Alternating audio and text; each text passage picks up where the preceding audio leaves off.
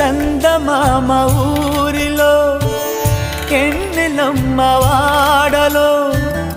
అచ్చ తెలుగు పుచ్చ పూల పున్నమేనులే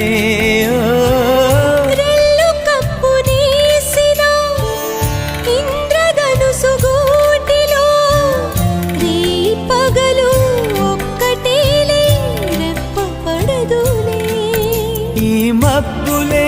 మన నేస్తులు చల్లగాలులా పల్లకీలలో సుక్క సుక్కని సుట్టి బద్దమా నిండు నూరేళ్ల సావాసం స్వర్గమవ్వాలి వనవాసం ఈ రీతులు గీతలు సెరిపేయాలని